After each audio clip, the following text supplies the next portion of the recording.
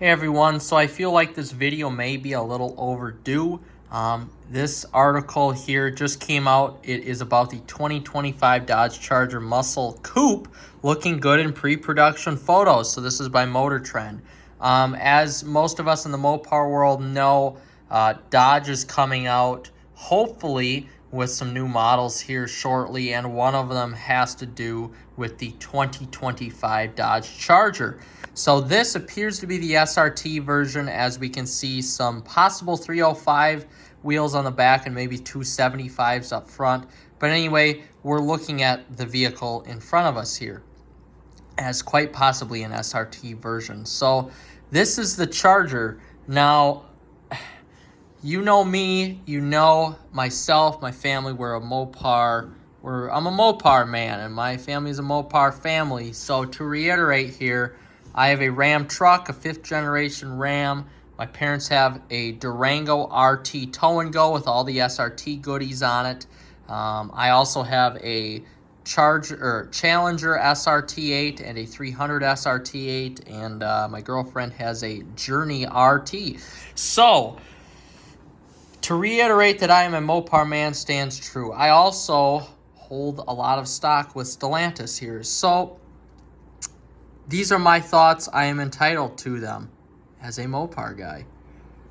I don't understand why you would change the Charger from a 4-door to a 2-door coupe and not just call it the Challenger. Both cars have great brand recognition, and the Charger has built up its brand recognition since 2005. That's a long time. That's almost 20 years. So why are we changing this? Why not just call this the Challenger? That would make more sense, as the Challenger is known for being the 2-door coupe model of the LX platform vehicles, which once used to be the Charger, Challenger, Magnum, and 300. So we'll jump back to the article here, and we'll just take a look. So I'm going to jump right down here into the article. Of course, it's going to be an EV, and it's going to be a high horsepower EV vehicle, which is great. I do have to say, I believe Stellantis does need to solidify their market share with EV vehicles. Right now, they only have plug-in hybrids. There are no EV vehicles on the market for Stellantis. Starting with a car would be great, although starting with a coupe, not as good as a sedan. You know, I don't get the marketing of an EV vehicle being a coupe, because having a Challenger myself, while it is big enough to fit 4 people and it's not a family hauler, it's not a family vehicle, you want to start at least with a 4-door sedan as your flagship electric vehicle once you put it out to market. The 2-door coupe is just not a family sedan, and might I add, it's not going to be a car that people my age can afford. Brand new. I mean, I'm certainly not going to spend that kind of money, whatever it is, on the vehicle. So there's my first problem with it. You know, as much as I do support going EV for Stellantis and the design of this car, actually, I don't think it's that bad of a design. I can't wait to see it in person. I think the branding of it should have been a Challenger and not a Charger. That's kind of a zonk right there. Why ruin brand recognition? And now you set yourself up for failure in the future when you try to get that 4-door sedan back into the market, if that's something Dodge is going to do. So that's kind of a first zonk. I don't get it. It's a damn shame. So we still have questions here about whether it's going to be an ICE vehicle or a hybrid powertrain as well. Judging what Stellantis is doing with the Ram truck and the Jeeps, I am going to assume that they're going to put the Hurricane engines in there, which are twin-turbo inline-6 engines, 420 and 520 horsepower respectively. So that's probably going to be the answer. Whether they're going to do a hybrid powertrain, I am not sure. So here we go. This, and as it says in the article here, that makes these latest images from Dodge a bit of a mystery, as they seem to confirm the new Charger will indeed be produced in coupe form. The outgoing Charger is a sedan, with the coupe version dubbed the Challenger, with a design that sticks very close to the concepts we've seen so far. Fratzog symbol and all. Why is this not called the Challenger? I don't understand it. That's a big issue. That's a big issue for Dodge. That's a big issue for Stellantis. Is that Stellantis trying to mess up Dodge's image, their culture, their blood? I mean, is that Stellantis trying to push them out of business? One will never know here. But anyway, here's my issue with it, and here's why I'm okay with it. So the Charger and Challenger have been selling crazily over the last few years, along with the Durango. The Durango just hit its all-time high for sales actually in 2023, which is insane.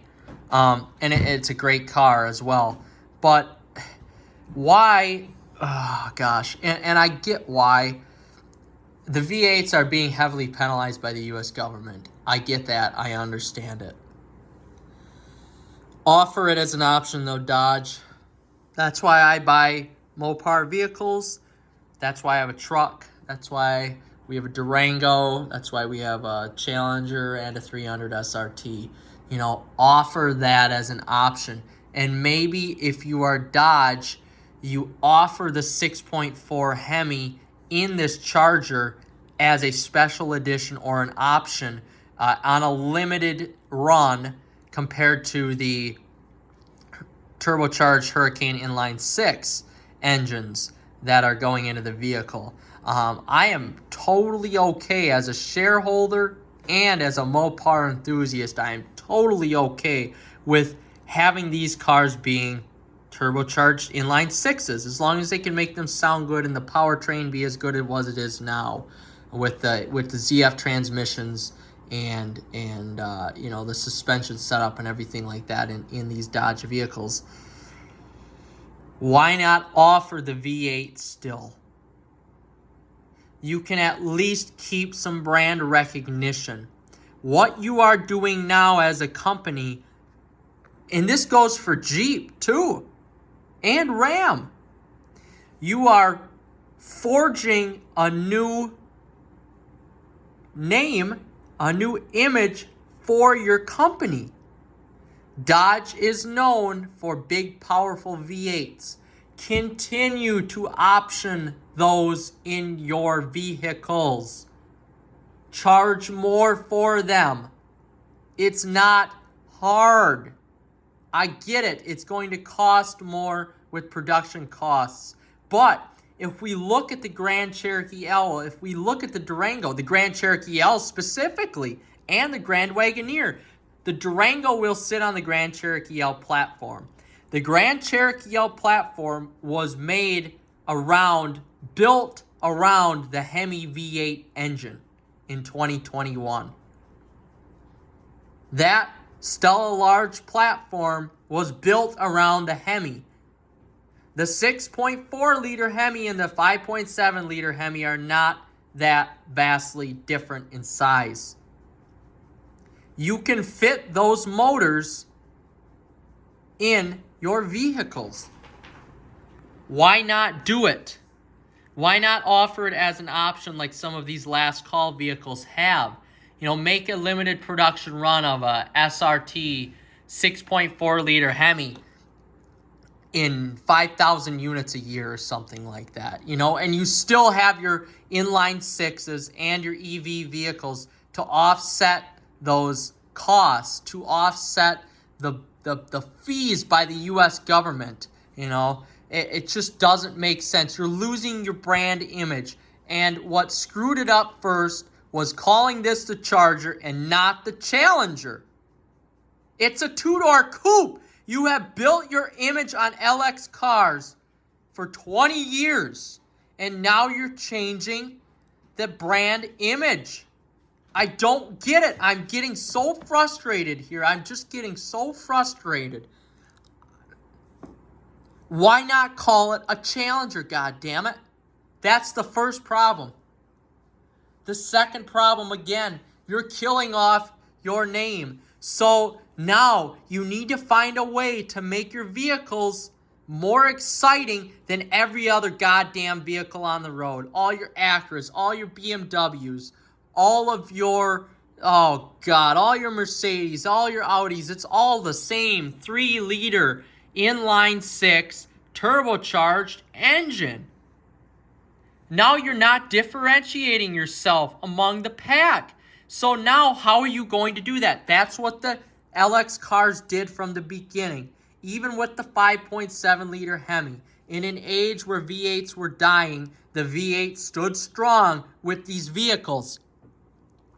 The V8 stood strong, and it was here forever. I understand there was a lot of fees that came on to these Hemis when you were selling vehicles, the last 5 years because of government regulations. I understand that. Charge more. Charge more. Don't charge more from the dealership, though, as many of these damn dealers were. Don't do that. Charge more on the MSRP side. Offer that V8 to us, goddammit. Offer that V8 to us right now. It's frustrating. Oh gosh, I'm getting so worked up here, and I shouldn't be getting worked up, but this is the problem. I love these vehicles. I love Stellantis. I love Chrysler as a brand, as a company. It fits me. It fits my lifestyle, and their products are damn good. I'm okay with EV and hybrid and V6 models. I'm totally okay with that. Offer some sort of V8 to us, though, guys. Come on. Offer some sort of V8. I'm going to buy that. I have the money. I'm going to buy that. I would do it in a heartbeat. I have to go to a dealership tomorrow to take my journey in for an oil change.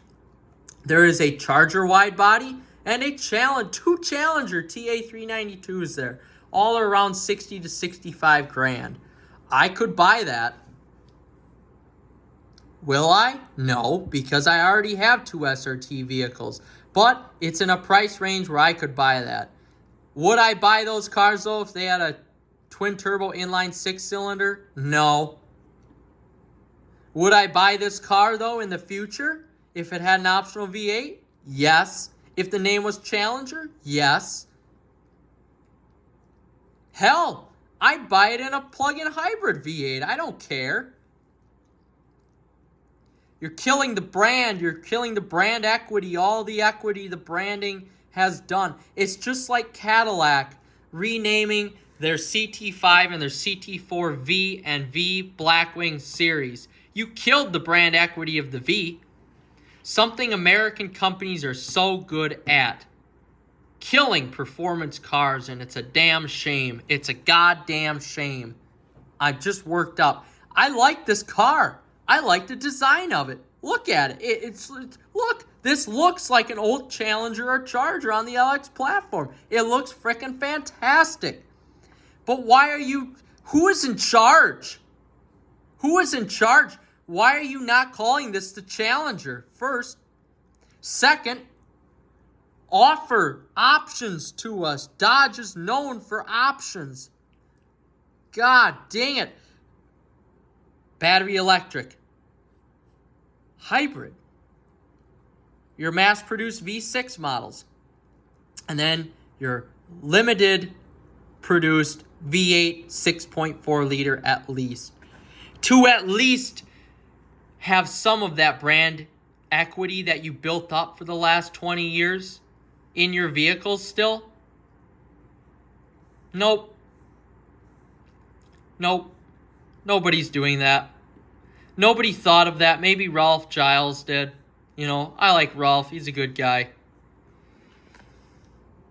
The bigwigs, though, at Stellantis are killing this brand. They're killing the brand.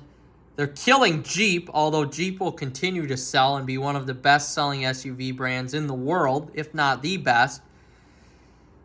People really don't care as much on the Jeep end, but you're killing Chrysler. You're killing Dodge. Jeep and Ram will allow Stellantis to live in North America, but you're killing these two brands that have been around forever.